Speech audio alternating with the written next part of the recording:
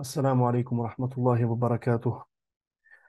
الحمد لله رب العالمين، وأصلي وأسلم على سيد الأنبياء والمرسلين نبينا محمد وعلى آله وصحبه أجمعين. رب اشرح لي صدري ويسر لي أمري واحلل عقدة من لساني يفقه قولي. رب زدنا علما، رب زدنا علما، رب زدنا علما نافعا. آمين.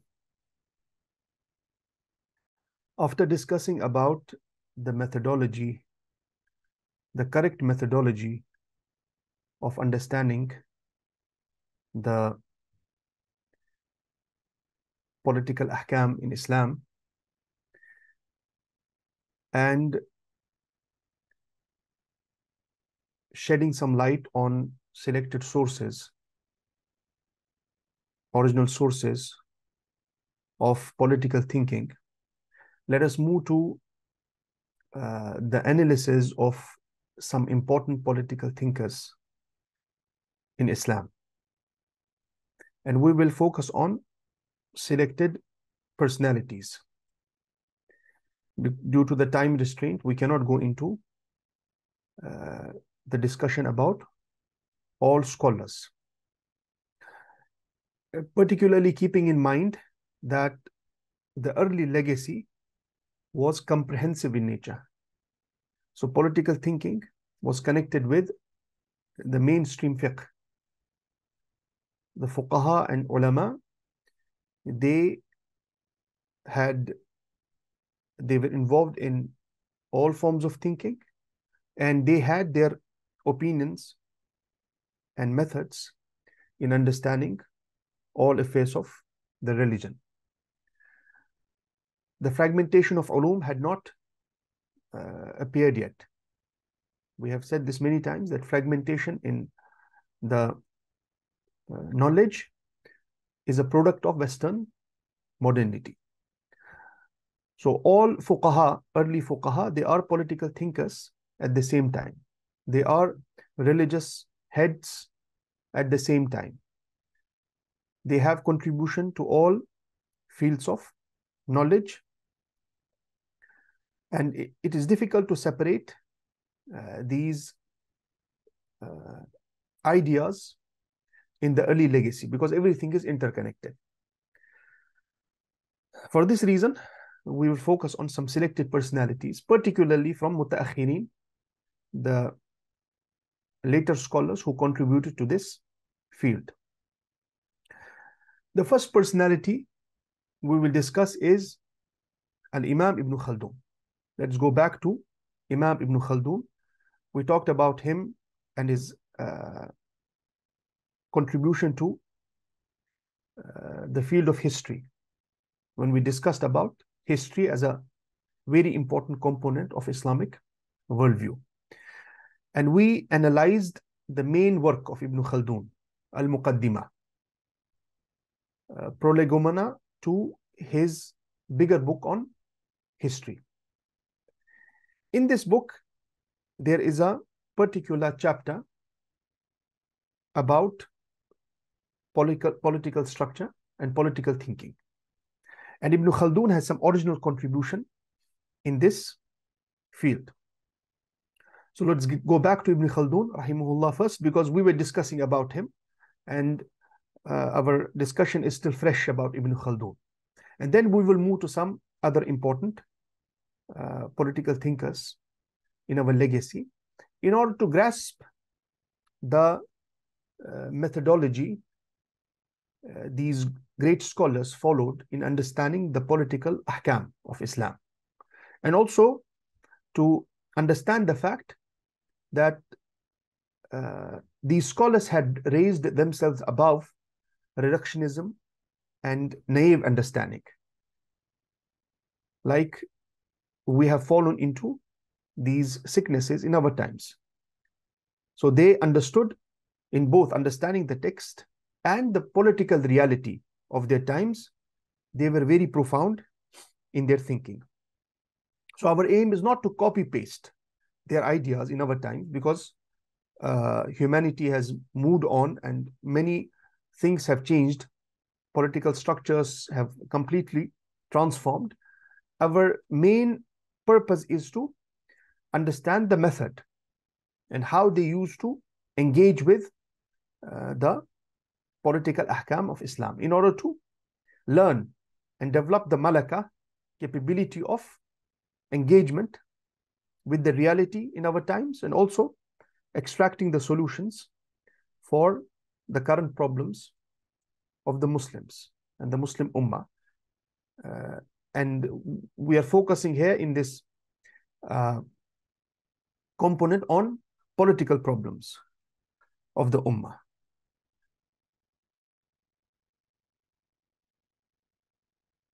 Al-Imam Ibn Khaldun, as we have seen, his main idea is the idea of al-asabiyah. Everything revolves around al-asabiyah. His historical ideas about history or social structure of human beings, and he applies this in political area also. Al-asabiyah. We said al-asabiyah is a principle of social solidarity and group consciousness, which gives purpose to a particular people and nation, and they turn into a state or a civilization. People and nation who lack this basic asabiyah, who lack any foundation and principle of social solidarity and group consciousness, can never turn into a great civilization.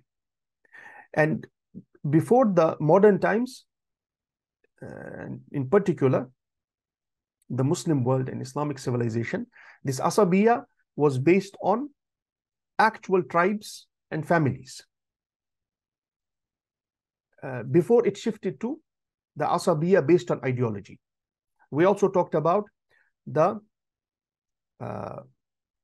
new identities, political identities, on which modern political systems are based, and how these identities have transformed.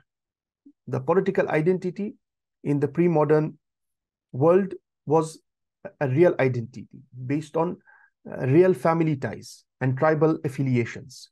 And now in our times, it is a fake identity, but it plays a role in the political systems of the world. So people sitting in the parliament, they may not be related to each other in reality. They may not have the tribal and family affiliations, but what binds them together is a purpose, or the identity. From the identity, their identity is based on the asabiyah. We can call it modern asabiyah of nation state, ideology, religion, whatever it is. So their identity is not based on real ties or blood relations.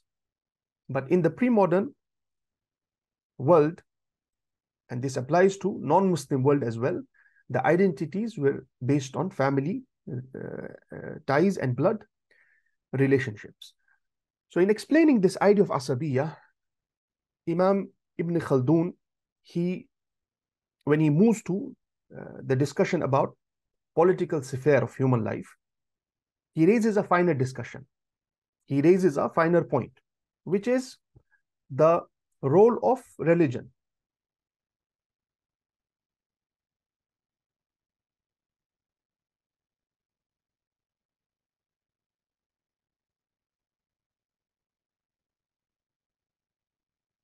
The role of Deen in fostering asabiyah.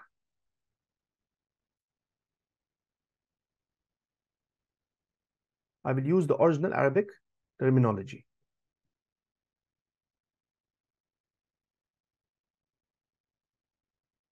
And this is from the objectivity of understanding, we are engaging with directly the original sources. We are not understanding these thinkers from secondary sources, from the interpretations of the modern authors. We are reading directly the book of Ibn Khaldun and trying to understand it firsthand. This is an objective method of engaging with the sources.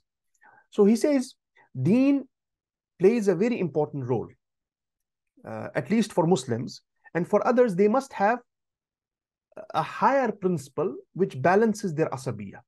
Because when you have a foundation, it can be family ties, blood relations, or any other reason to come together and form a state or form a political authority or a civilization. You will not be working in vacuum. There will be other nations who have also their own forms of asabiyat. And they will pose a challenge for you when you come and you appear in the power struggle of nations. Other nations, they will also have their asabiyat, and they will pose serious challenges to your nation, to your state, to your political structures.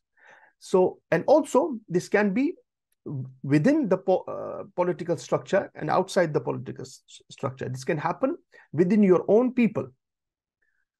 The inner tensions which happen in every state, in every political structure.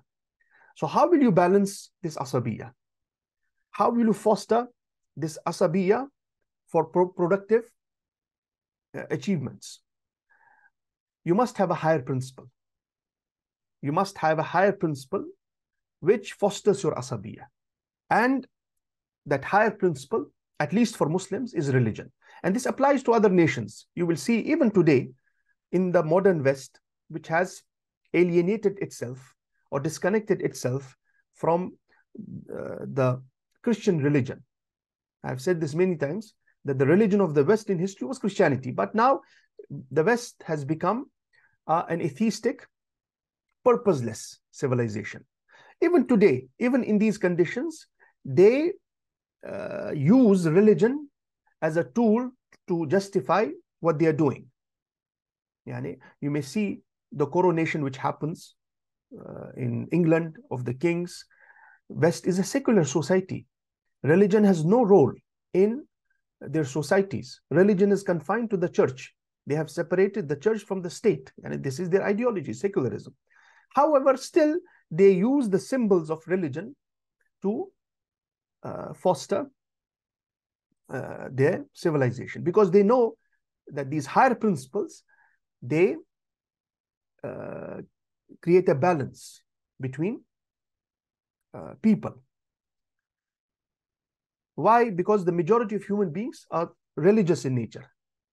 Atheists are a minuscule minority, in spite of the fact that they are promoted, or maybe sometimes media campaign happens and they look a big community. But the reality is that the majority of human beings are religious in nature. So religion plays a very important role, even in the times of secularism, even in the places where secularism is a basic principle of the political structure. So Ibn Khaldun says religion is very important to check and balance, or to foster asabiyah in a productive manner, to check and balance the inner conflicts within the political structure, within the state, and outside the state. For example, he says in Muqaddimah, أن الصبغة الدينية تذهب بالتنافس والتحاسد الذي في أهل الأصابية. The religious fervor, religion, it checks and balances the tanafus and tahasud, the envy and animosity, which happens between the people of Asabiyya, which have the inner struggle within a state. When you establish a state, when you reach the higher hierarchies of the power structure, you have created a state now, you have created a political structure, the inner struggles will happen. So this inner struggle of tahasud, envy, animosity, tanafus, the competition to reach the higher hierarchies of political structure, Deen, religion, will create a balance in these matters. وَتُفْرِدُ الْوِجْهَةَ إِلَى الْحَقِّ. And the religion helps in unifying the wijha, unifying the aims of the political authority towards truth, so that they are not they are not divided in their aims, and the state does not die internally in internal power struggle. So Deen has always remained a very important catalyst in fostering harmony after a political structure has been raised on strong asabiyya. So asabiyya is not the only foundation. After a structure has been formed on asabiyya, Deen has to be used as a catalyst in keeping a balance. And he quotes a famous hadith recorded by Imam al-Bukhari in his book Al-Adab al-Mufrad, and Imam Ahmad in Musnad, Imam al-Tirmidhi and other scholars, that the Messenger of Allah sallallahu alayhi wasallam said, "Ma ba'atha Allahu nabiyyan illa fi mana'atin min qawmihi." Allah subhanahu wa ta'ala does not send a prophet except in mana'a, in strong support of his nation. So a prophet does not come in vacuum alone. A prophet always comes, Allah subhanahu wa ta'ala, and this is sunnah of Allah subhanahu wa ta'ala, he sends a prophet in a nation from where the basic asabiyya develops. So there will be people who reject the prophet from his own nation, but from the same nation there will be people who form the basic asabiyya, the mana', the support. This is sunnah of Allah subhanahu wa ta'ala. And he connects it with creating a change in the ummah. He says, and he gives examples from the early states, the Umayyad Khilafah, Abbasid Khilafah in the western part of the Muslim world, where he lived. He gives examples of individuals who claim to create change without seeking man'a from their people. They were alone, individuals who stood, and some of them they rebelled against the political systems. Some of them wanted to create social and islah and social changes in their communities, but they did not succeed. And one of the main reasons was that they did not have basic support and asabiyya from their people. And this is a very important point, mana'. And this has been used by some contemporary Muslim political thinkers, like Sheikh Taqi al-Nabhani, Maulana Maududi and others, that you must have a jama'ah. You cannot, without jama'ah, you cannot create a change. How great your thinking is, how beautiful your ideas is. If a prophet cannot work individually, how can common human beings?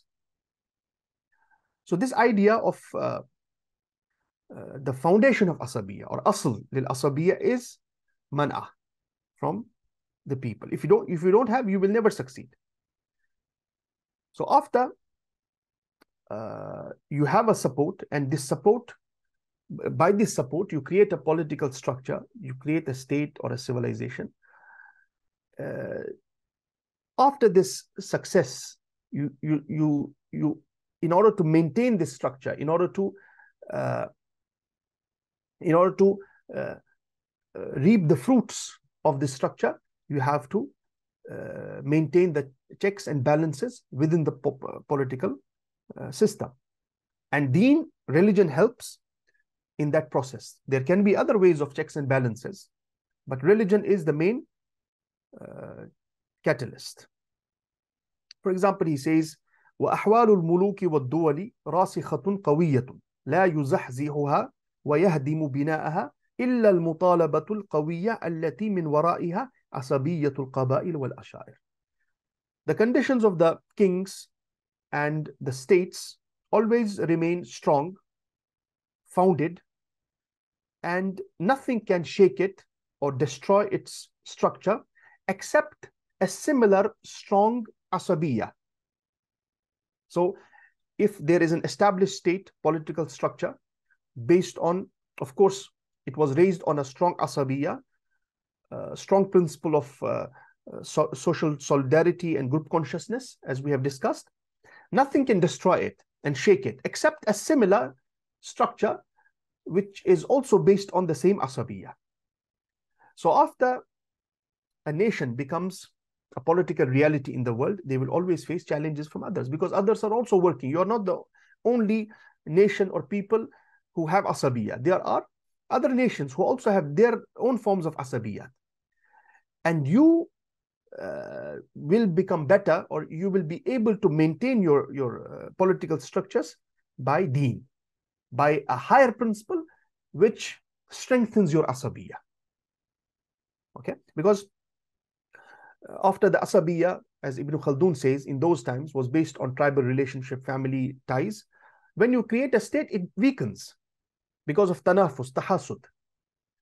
Because you don't have any, you have already established a great nation like the Abbasid Khilafah, and with known boundaries, your only purpose now is to strengthen your political system or your state and to protect your boundaries. That's it. So after this happens and luxury, ease spreads in the political system, oppression, dhulm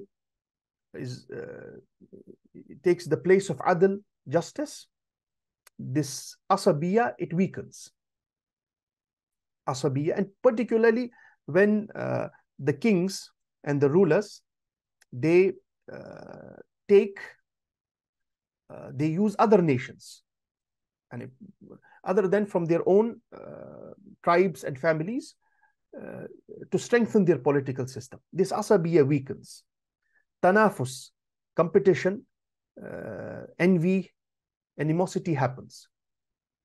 So the foundation of your political system and state and civilization is weakened. How will you strengthen it? You need a higher principle, because asabiyya has weakened. You need a higher principle, which is the principle of Deen. So he talks about those who want to create a change without this mana'ah or asabiyya, the support, okay, the support of the people amongst whom you're working. So he says, for example, ثم اقتدى بهذا العمل كثير من الموسوسين. Many muwaswisin, yani people of waswasa, people of false imaginations, who wanted to create a change, they followed this path. يأخذون أنفسهم بإقامة الحق. Those who wanted to establish the truth. ولا يعرفون ما يحتاجون إليه في إقامته. But they were unaware about the requirements of establishing the haqq. Their niyyah was good, their intention was good, establishing the truth, creating a change in the ummah. But they were ignorant about the requirements of this iqamah, establishing the haqq, min al-asabiyya, from the asabiyya. وَلَا يَشْعُرُونَ بِمَغَبَّةِ أَمْرِهِمْ وَمَآلِ أَحْوَالِهِمْ. So they did not succeed. And they did not have shu'ur, they were not aware about the consequences of their actions.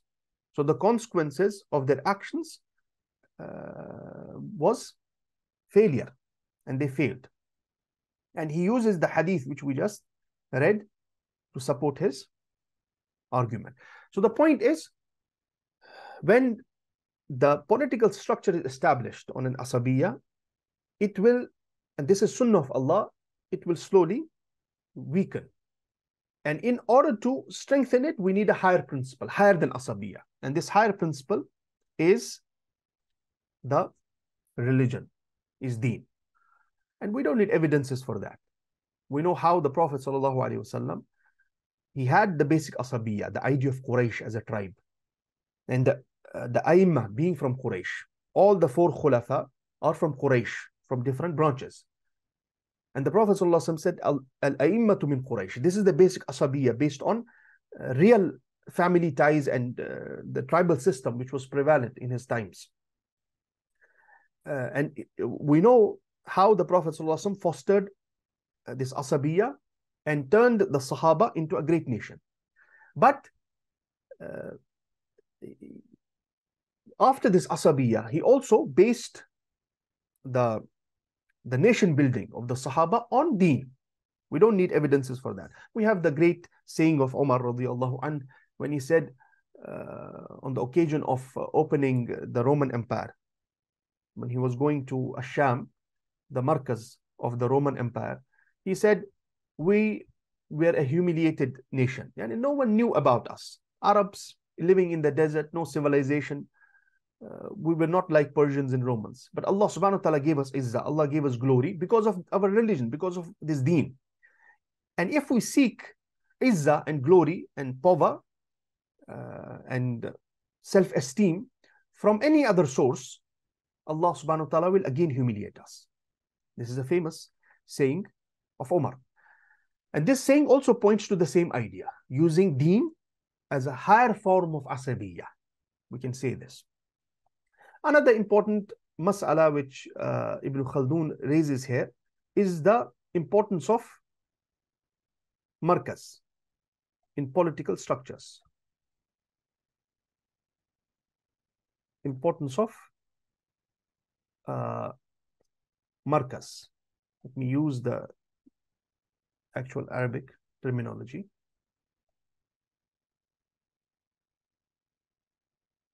In the political structures. He says when a state spreads and a civilization spreads, it will reach all corners. And sometimes the reason of weakness is overexpansion. And you're not able to deal with, you're not able to govern your state properly, particularly in those times. When you overexpand, specifically in a in Islamic ideology, which is expansionist in nature, jihad is a very important ruling, and it is the pillar of foreign policy of Muslim state. Overexpansion also sometimes brings weaknesses to the state. That's why a political structure must have a markaz. The political system or state or a civilization must have a markaz, a heartland, which resonates their worldview, which resonates politically, culturally, and in all aspects. He gives the examples of when a state spreads and it weakens on the hawashi, not in the markaz. It weakens in places other than the markaz. This does not destroy the state itself, because all great states, they had their marakis. For example, he gives in explaining this, he gives the example of the Persian Empire. He says when the Muslims, they entered and opened the Madain, which was the markaz of the Persian Empire. The Persian Empire was completely destroyed because they destroyed the markaz. And markaz is not only the political heartland of a state. As I said, it resonates the civilization itself. So Persian Empire was a big empire. It had roots everywhere. And the small political structures outside the markaz, they did not benefit the Persian Empire, or they did not help it survive because the Muslims entered into the markaz. And this is completely the opposite of what happened with the Roman Empire, the Eastern Roman Empire. When the Muslims, they conquered Sham, they conquered Syria. And by Syria, we mean the greater Syria, which was the Roman territory. Roman Empire did not end there. And in the hadith, it's very interesting to see, if you study the hadith about opening of the Roman and the Persian empires, the Prophet ﷺ said about the Persian Empire, he said, you will conquer the Persian Empire, فَلَا فَارِسَ بَعْدَهُ, and there will be no Persian Empire after that.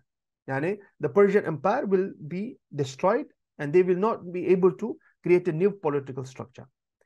But with the Roman Empire, he said, ذات قرون. Roman Empire will have different manifestations. It will not end in Syria. It will not end by destroying the Eastern Roman Empire. So, and this also points to the struggle and clash which is perpetual till the end times between the Western civilization and the Muslim civilization, between the West and Islam as civilizations, not only as religions or political systems. So the Roman Empire, the Sahaba, when they conquered and opened Sham, the greater Syria, Roman Empire did not end there, because the Markaz was not Sham, Markaz was Constantinople, Markaz was Constantinople. And when the Uthmani Khilafah destroyed the Markaz, the Eastern Roman Empire ended there. So the importance of Markaz.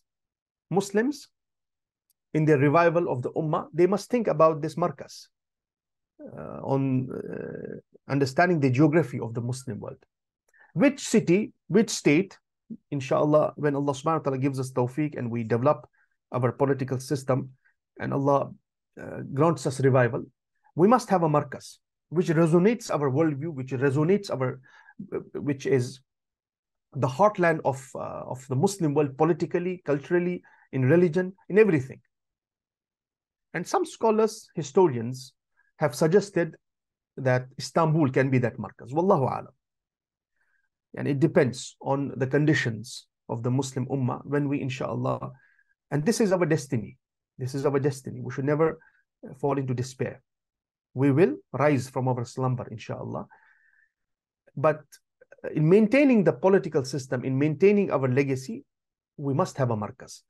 So this importance of Markaz is highlighted by Imam Ibn Khaldun. So he says about how the states are become weak and how the civilizations fall into decline. He says, وَعِنْدَ نَفَادِ عَدَدِهِمْ بِالتَّوْزِيعِ يَنْقَطِعُ لَهُمْ الْفَتْحُ وَالْإِسْتِيلَاءُ سُنَّةُ اللَّهِ فِي خَلْقِهِ. Yani when the main people, the people of Asabiyya who established a political system, when this spread, over expansion happens, this weakens the state itself. يَنْقَطِعُ لَهُمُ الْفَتْحُ وَالْإِسْتِيلَاءُ. Yani they are no more interested in opening new lands. They are only concerned about consolidating what they have opened, or consolidating their own political structure and looking into the internal affairs. This is the beginning of decline. Sunnatullahi fi khalqihi, and this is the sunnah of Allah subhanahu wa ta'ala in his khalq, in his creation. Another important point which Ibn Khaldun discusses is understanding the nature of the political authority. Understanding the nature of the political system or authority or state, whatever you call it.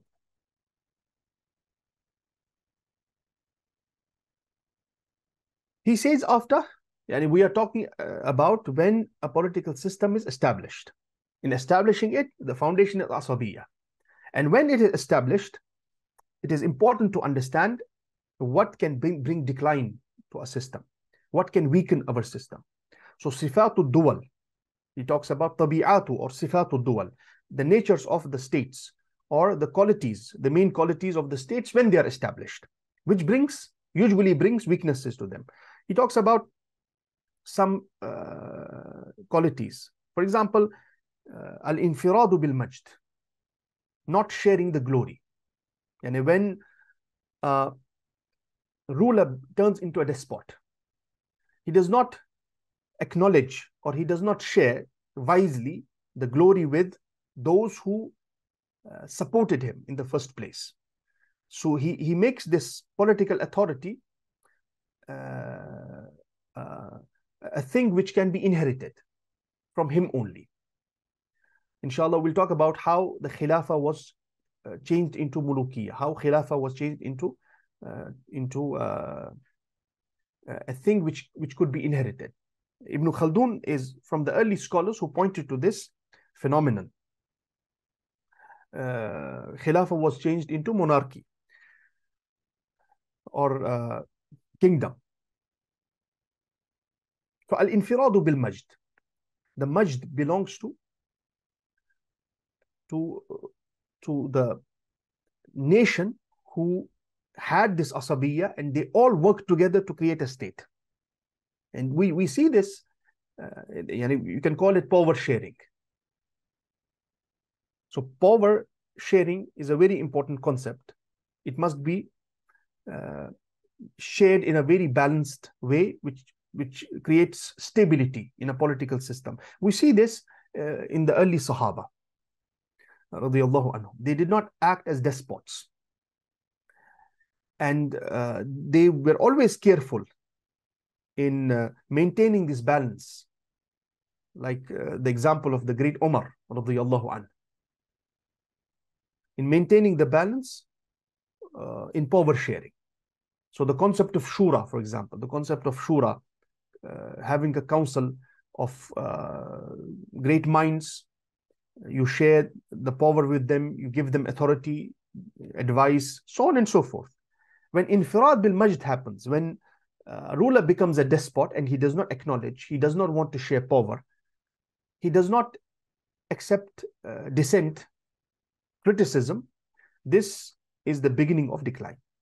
Another tabi'ah which he mentions, he says, min tabi'atil mulk, from the nature of mulk, authority, political authority, is at-tarf, luxury, falling into ease, wastefulness of resources. And what we can see in our times, in the Muslim lands, development is different from wastefulness. Yani when a ruler uses the public treasury as his own pocket, and he is not responsible, and he is not answerable to anyone in the nation. Development is a different thing. Development is a very important foundation for civilization building. We'll come to that. So taraf is when the ruler does not care about the resources. He thinks that the public treasury belongs to me. I can spend it in any way I like. This is also the beginning of decline. Yani, not showing wisdom in utilizing the resources and spending them. And here he gives the example of a great Khalifa, Abbasid Khalifa, Harun al-Rashid, who is famous for his wisdom and love for knowledge and whatnot. He says, if you read the narrations about the marriage of Mamun and how Harun spent on this marriage, you'll be astonished. How he abused the public treasury for the marriage of his son, Mamun. And he gives some narrations. How much mahar Mamun gave, and the food which was distributed for weeks and weeks, public treasury was abused. So from the stability of a political structure is maintaining balance in spending and utilizing the resources, not abusing the resources, not abusing the public treasury, acting in a responsible manner. And this is from the adl. This is also from the meanings of adl, justice, maintaining justice in these affairs. And we know the famous saying of Imam Ibn Taymiyyah, rahimahullah, that a disbelieving nation, if it is a disbelieving political system, if it is just, it will remain stable, and a believing political structure and nation, if it is oppressive, it will fall. And this has been mentioned by, earlier than Ibn Taymiyyah, by Imam al-Mawardi in his work Adab Deen wa Dunya. He quotes some early political philosophers. So he says the political structure and the political system يبقى مع الكفر. If it is just, it can remain stable in spite of being disbelieving political system. And a political system which belongs to the Muslims, and it belongs to the believers, if there is oppression in it, it will fall. Now, from the sifat Ibn Khaldun has discussed is الدعة والسكون. الدعة والسكون.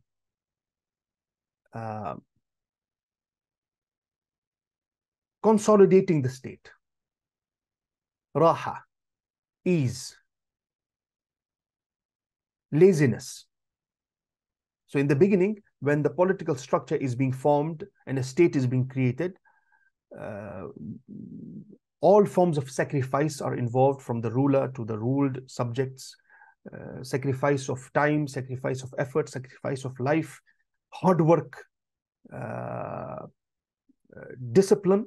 And when the structure is formed, usually the states, they incline to laziness because everything is consolidated.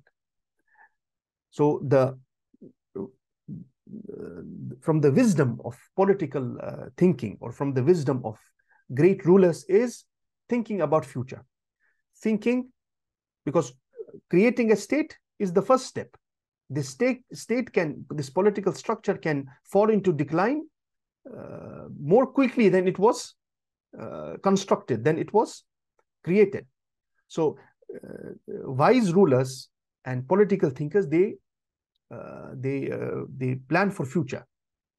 They think about how to consolidate, how to strengthen this political structure in future. And those who have adopted the path of foolishness, they think that everything is in our control, like some Muslim rulers in the Abbasid and the Umayyad periods, when they abused the public treasury and they thought that everything is in our control, we are ruling half of the globe, so this will remain perpetually till the end times. This was foolishness. Okay, so after creating a structure, how to maintain it and balance it is a very important matter. Ibn Khaldun says about taraf, yani ease, luxury, and laziness. He says, فَالتَّرَفُ مُفْسِدٌ لِلْخَلْقِ بِمَا يَحْصُلُ فِي النَّفْسِ مِنْ أَلْوَانِ الشَّرِّ وَالسَّفْسَفَةِ وَعَوَائِدِهَا. Ease, laziness, absence of discipline, hard work, sacrifice corrupts people, corrupts the creation, because it develops many forms of evil in the nafs and other forms of safsafa. Safsafa means the qualities which stop a person from productivity, from civilizational building. This person becomes this person develops these qualities of evil, and he is of no use. Okay, so this quality, at-taraf, it destroys a human being and it destroys the nations. After this, he talks about the sunnah of Allah in the political structures in the states. He says the states are like human beings, and this is a very important principle which he has discussed, comparing the states and the political structures with natural processes which are happening in this wujud, in this existence. So a human being experiences different stages: youth, childhood, youth, old age, and then he dies. Same applies on the political structures. And this is also very interesting for social scientists, yani, the scholars of sociology and anthropology, in understanding the social structures the development of social structures. And this is before these ideas became widespread in the West. Ibn Khaldun is talking about this before the Western Renaissance. So he says, عمر الدولة لا يعدو في الغالب ثلاثة أجيال. The age, the time span of a nation or a state does not generally cross 3 generations. This is ijtihad. Yeah, we may disagree with it.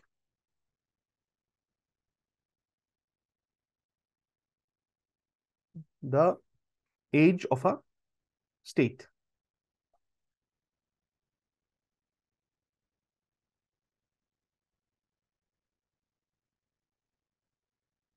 So he compares it with the lifespan of a human being.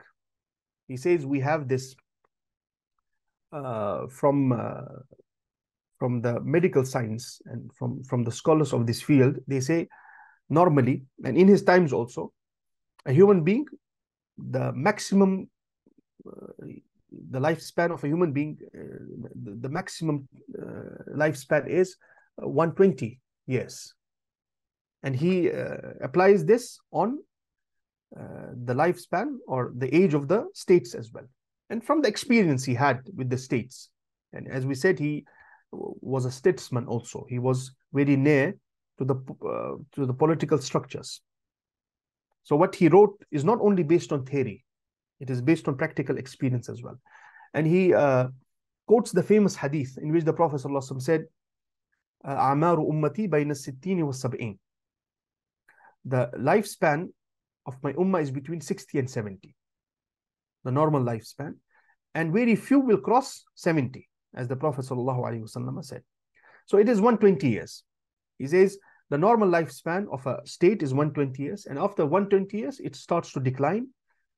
And he claims that this has proof from history. If you study the age of states, you will acknowledge this claim.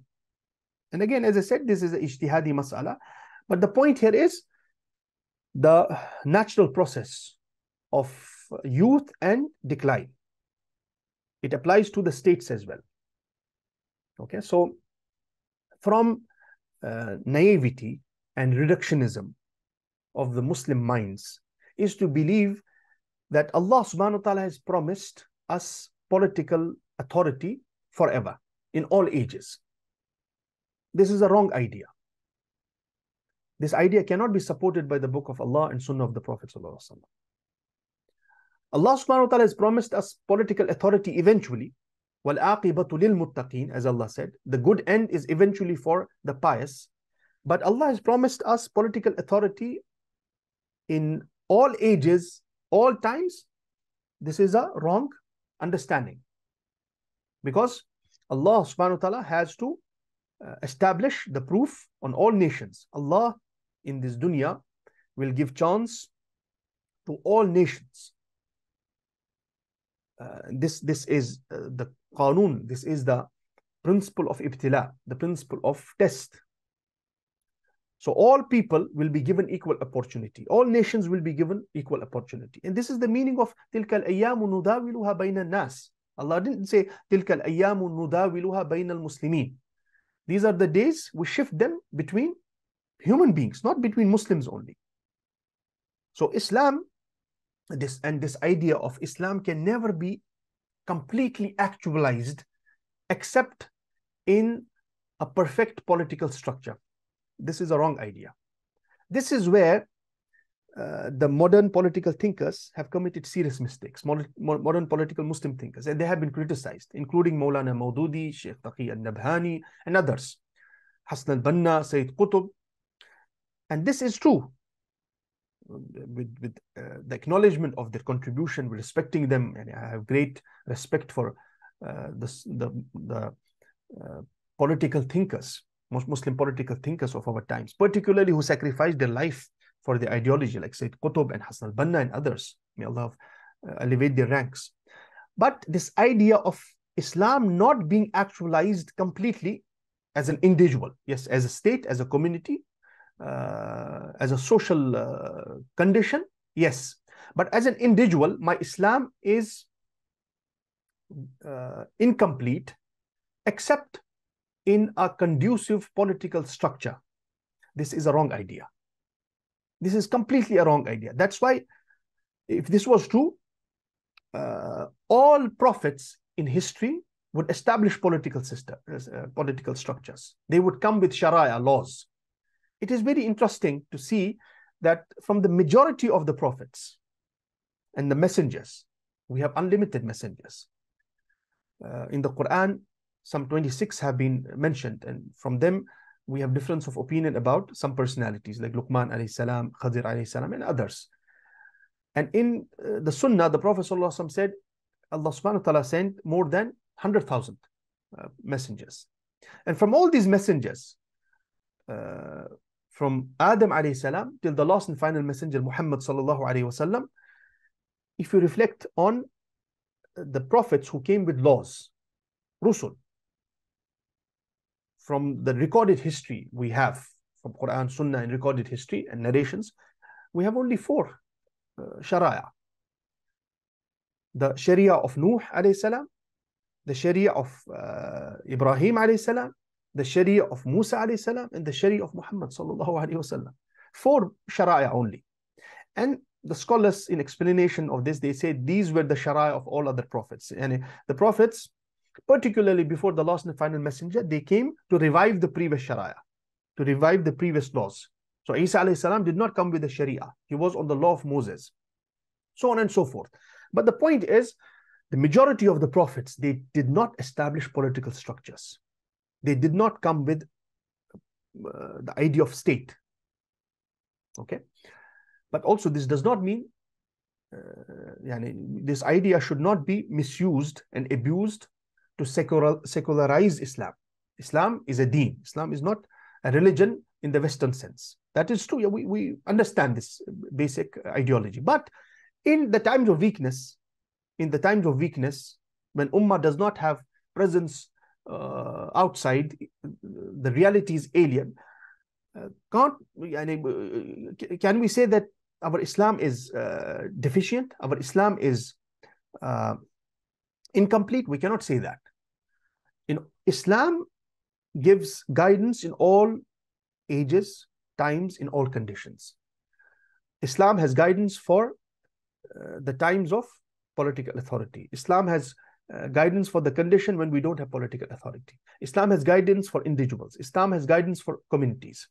Okay, so we have to understand the rulings of Islam and the guidelines of Islam, what Allah subhanahu wa ta'ala wants from us in the conditions we are living. And if we fulfill that will of God, we actualize it, our Islam is perfect.